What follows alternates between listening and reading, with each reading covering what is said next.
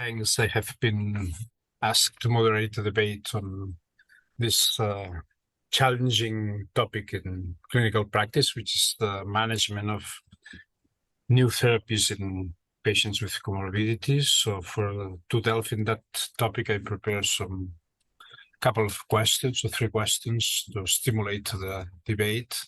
So I want to ask you how comorbidities impact your choice of treatment options for CLL.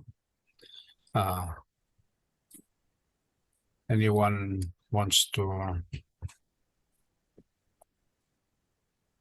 So I'm happy to go first. In terms of the sort of the older patient with comorbidities, I'm very happy with BTK inhibitor monotherapy, either one of the second generation agents, and I think they're much of a muchness unless the patient has a history of chronic headaches and migraines. I'd be very happy with either one. I don't think in the elderly frail, a time-limited therapy is as a priority as giving them a capsule that will, switch off the activity of their disease for the next 5 years.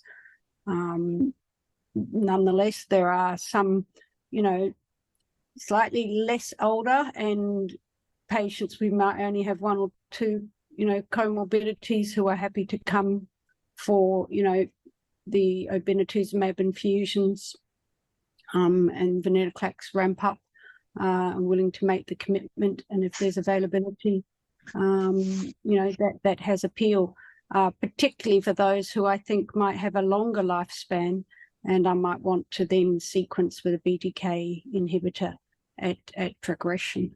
But I think it's very much now up to patient preferences as much as clinician preferences for the older, frailer patient population, which really spends across what is effectively now 15 years, from the 75-year-old to the 90-year-old, and there's a big range there.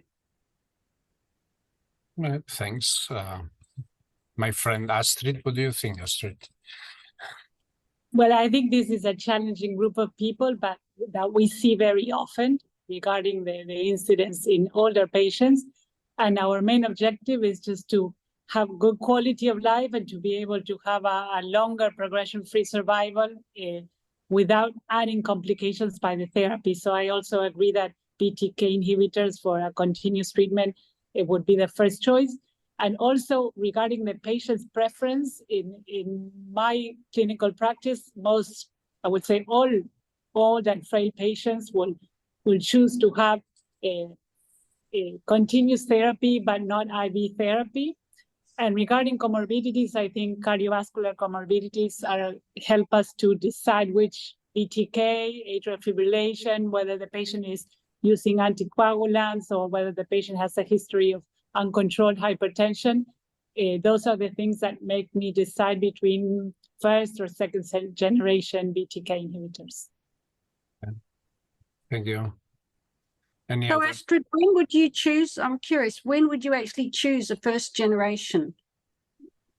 Well, because of cost. I mean, it was a great drug, but it's second gen. We still have many patients with first generation. They have been approved only recently. We need to have some justification, some special reasons of why we're choosing second generation instead of first generation. So we do have lots of patients with ibrutinib. Yeah, I think Astrid is bringing up an important point. On one hand, it's we're discussing who's older and who's frail. On the other hand, I'm afraid it's also about availability. And if we're talking US and Western Europe, I mean, it's fair to say that we have the full selection of all different kind of compounds. Now, in other parts of the world, this is totally different. Yeah. For me, as a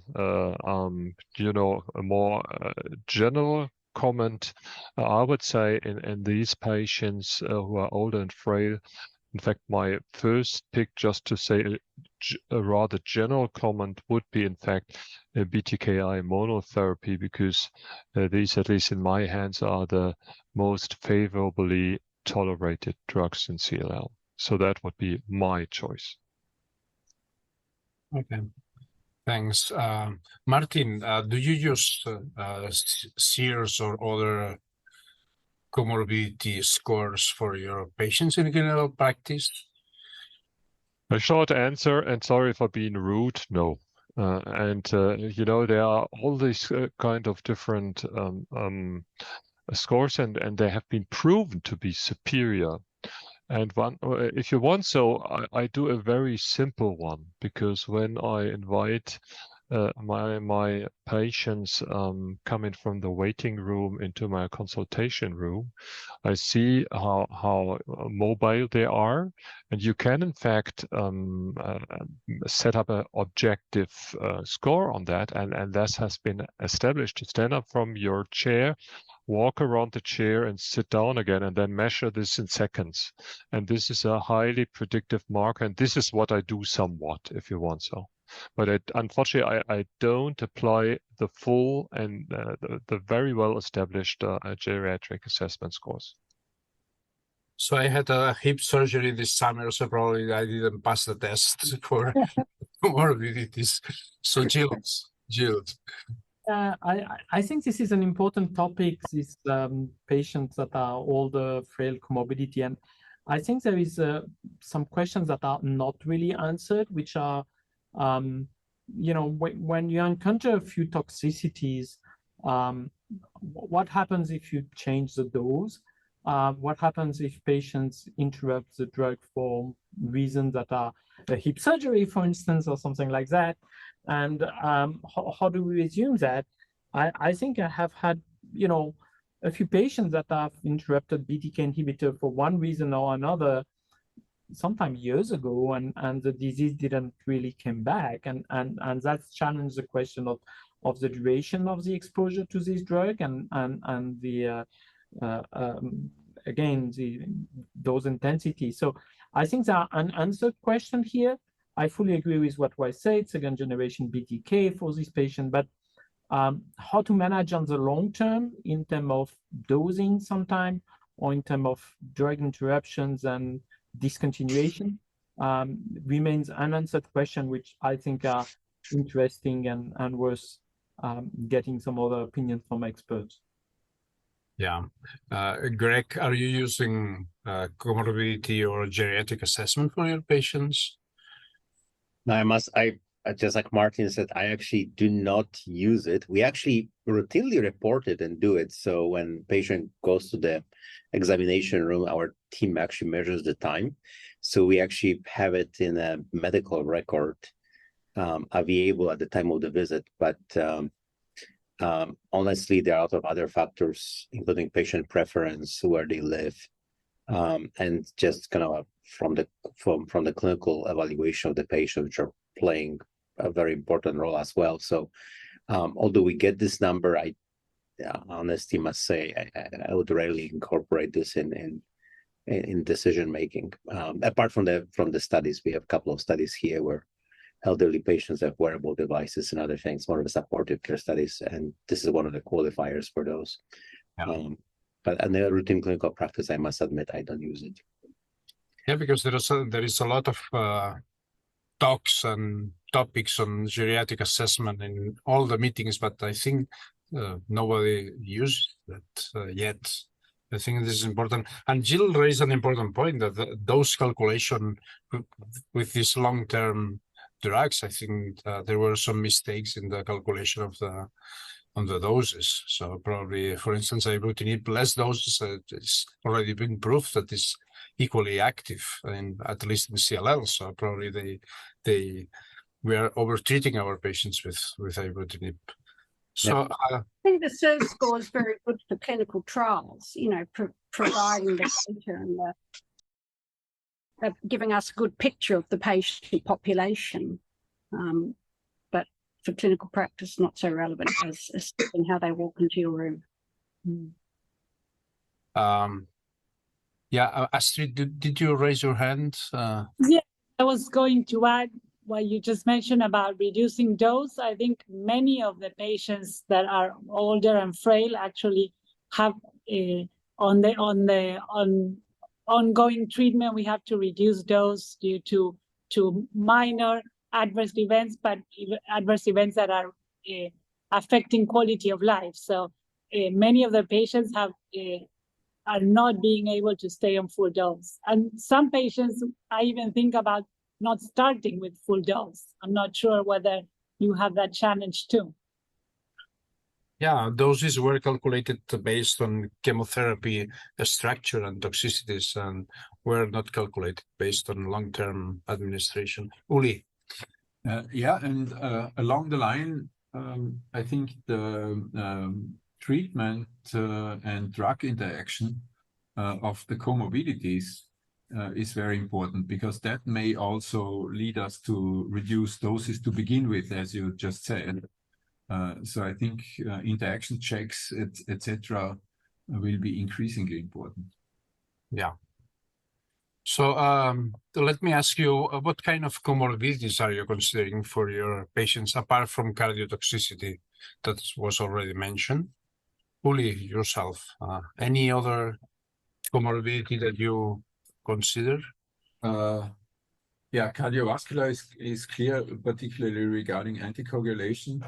Liver toxicity, of course, is maybe a problem, and then, yeah, of course, in secondary immunodeficiencies. Let's not forget that. I mean, we give these drugs for a long time, and we see infections. Yeah. In Australia, we have a lot of patients with skin cancers, and before I start the BTK inhibitor, I want to get all their surgery done, rather than, you know, I don't like interrupting BTK inhibitors in that first year. Very interesting. Get the hip fixed, all that sort of thing, if you can. Oh, yeah. So my last question for you is, are you still using ineffective drugs for very fragile patients like chlorambucil, for like 90-something years old guy with CLL? I must say, I know that in US there is no longer chlorambucil, but well, actually, I never used it in my career. Maybe I'm a little bit too young. I'm not so young anymore, right? So I actually never use it ever in the treatment of any patient, both lymphoma or CLL. But I know some people have positive experience as a therapy which is well tolerated. But I think with modern options, that's really a less and less issue. okay, four hands, Martin. Well, one thing, it all comes to availability, and we just at the last European Congress with a roundtable discussion where a Romanian colleague stood up and said, yes, due to availability, this is still standard of care. But excluding this point, I would say, well, sometimes you have these very specific situations where you might consider this, and for example, where you need really some immune suppressive side effect when autoimmune phenomena are more prominent, and then rituximab alone is not sufficient. But these are exceptional cases. Marek? Yeah, I agree. So in the general practice for the elderly populations, we don't use it, but there are really some exceptions where we are discussing, let's say, more or less palliative parents could stay at home. We just are in the contact with a family physician, etc. So I think that in those special cases, we still use it if the patient is not able to come to regular visits, etc., etc. Judith? I'm old enough to remember opening a few bottles of chlorambucil for 90-year-olds, and I find when I open the bottle, their counts drop. So I've shied away from that, been very privileged to be able to shy away from that. Interesting, the comments of the autoimmune phenomenon. I tend to, in my experience, have had some good experiences with BTK inhibitors in patients with presenting with autoimmune manifestations of their CLL. Okay, yes. Astrid? Well, I did have the opportunity to use chlorambucil in my country. And I think for this group of patients, we did get some control of the disease for some time, but I haven't indicated since I have the opportunity to use BTKs. Yeah. And Stefano? Yes, I agree with most of the comments that have been already done. So I think that exceptional cases can be considered in this setting. I think that the patient with several other agents that are being used, so with many prescription, many agents with probably likely greater interaction with the BTKs can be considered. Patient at home that don't need to be followed by very well trained and very good monitoring of the possible side effects of BTK. So some exception can exist, and I think that it may be the case that some patients still get these very old agents. Okay, Uli, do you have your hand is up? Yes. So actually, we definitely don't use chlorambucil anymore. But I was rather asking myself, what are you considering with to be an old drug? I mean, in some instances, we still use bendamustine. I mean, that's not a too bad alternative in these frail and elderly patients at reduced doses.